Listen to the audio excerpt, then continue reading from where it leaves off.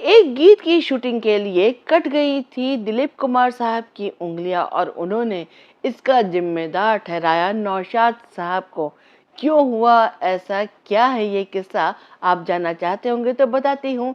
लेकिन आगे बढ़ने से पहले आप मेरे YouTube चैनल स्वप्निल टाकीज को सब्सक्राइब कर लीजिए, बेल आइकन को हिट करिए जिससे कि सभी नोटिफिकेशंस आपको समय से मिल पाए। नमस्कार, आदाब, सत श्री अकाल दोस्तों, मैं हूं आपकी दोस्त और होस्ट स्वप्निल और मेरे चैनल स्वप्निल टाकीज में आप सभी का बहुत बहुत स्वागत है। दोस्तों, भारतीय सिनेमा में कुछ कलाकार ऐसे भी हुए हैं जिनके लिए अभिनय सिर्फ एक पेशा नहीं बल्कि एक जुनून था। एक एक शॉट परफेक्शन से देने के लिए कुछ भी कर गुजरते थे। दोस्तों, मैं बात कर रही हूँ सदी के महानतम कलाकार दिलीप कुमार साहब की।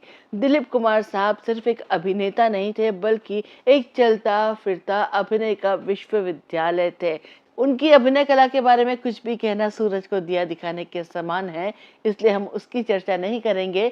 आज हम एक गीत की चर्चा करेंगे जिसे परफेक्ट तरीके से शूट करने के लिए उन्होंने इतनी मेहनत की कि खुद को घायल कर बैठे। बात है 1960 की। एक फिल्म का निर्माण हो रहा था जिसमें दिलीप कुमार साहब नायक थे और मीना कुमारी जी नायिका थी। फिल्म का नाम था कोहिनूर। फिल्म के निर्माता थे VN Sinha, director SU Sunny. Naushad साहब ने इस फिल्म का संगीत दिया था और फिल्म के गीत लिखे थे शकील बदायूनी जी ने। इस फिल्म के वैसे तो सभी गीत एक से बढ़कर एक थे। दो सितारों का ज़मीं पर है नील। रंग लो जी आज मन रंग लो, तन रंग लो, मन की केवड़िया खो। लेकिन आज हम जिस गीत की चर्चा करने जा रहे हैं वो है इस फिल्म का शास्त्रीय राग हमीर पर आधारित एक अमर गीत, मधुबन में राधिका नाचे रे। मधुबन में राधिका नाचे रे। ये गीत नृत्य प्रधान गीत था जिसमें कुमकुम जी नृत्य कर रही हैं और दिलीप कुमार साहब सितार वादन कर रहे हैं, गायन कर रहे हैं। इस गीत के पिक्चराइजेशन के समय एक ऐसा दृश्य रखा गया था जिसमें दिलीप कुमार साहब सितार बजा रहे हैं। पूरा फोकस उनके सितार वादन पर था। आमतौर पर ऐसे दृश्य जब शूट किए जाते हैं तो एक्सपर्ट्स को बुलाकर उनकी उंगलियों का शॉट ले लिया जाता है और चेहरा सिर्फ नायक का दिखाया जाता है। फिल्म के निर्देशक सनी साहब ने दिलीप कुमार साहब से भी कहा कि इसी तरह से हम ये शॉट लेंगे, आपका सिर्फ चेहरा दिखाएंगे, जब क्लोजअप लेना होगा उंगलियों का तो हम असली सितार वादक को बिठा देंगे, उनकी उंगलियों का क्लोजअप ले लेंगे। लेकिन भाई दिलीप कुमार साहब ठहरे परफेक्शनिस्ट, उन्हें ये बात मंजूर नहीं थी। उन्होंने कहा कि पर्दे पर तो मैं सितार बजा रहा हूँ ना, तो इस तरह से आप अगर बॉडी डबल से काम कराएंगे तो मैं कितना फेक लगूंगा, नकली लगूंगा, ये शॉट बिल्कुल भी अच्छा नहीं लगेगा। आप मुझे थोड़ा सा वक्त दीजिए, मैं खुद सितार बजाऊंगा इस शॉट के लिए। इस बात को सुनकर डायरेक्टर साहब हैरान रह गए क्योंकि दिलीप कुमार साहब को सितार वादन नहीं आता था और सितार वादन एक बहुत ही कठिन कला है, उसे सीख लेना इतना आसान नहीं है। कुछ ही समय में भला दिलीप कुमार साहब इस विद्या को कैसे सीख पाएंगे, सभी यही सोचकर हैरत में पड़ गए थे।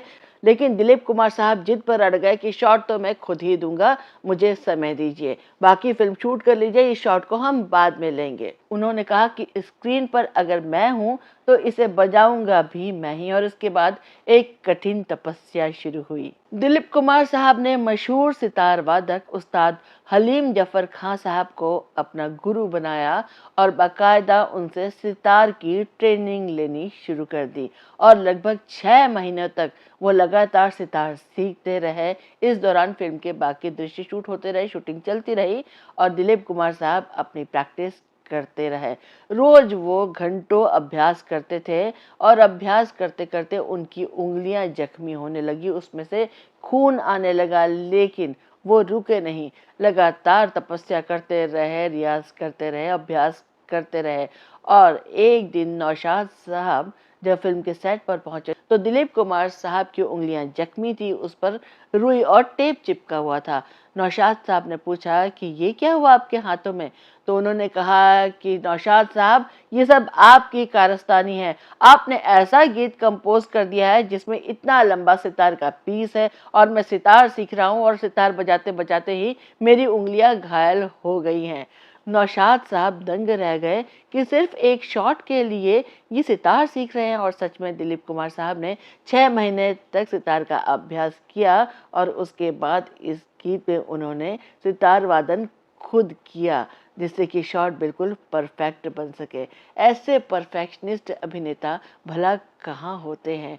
क्या आज के दौर में हम कल्पना कर सकते हैं इतनी मेहनत की, इतने जुनून की? अब आप जब दोबारा कभी ये गीत मधुबन में राधिका नाचे रे देखेंगे तो ध्यान दीजिएगा, दिलीप कुमार साहब के चेहरे पर आपको एक अलग ही आत्मविश्वास नजर आएगा, क्योंकि वो सिर्फ अभिनय नहीं कर रहे थे, वो सच में उस कला को जी रहे थे।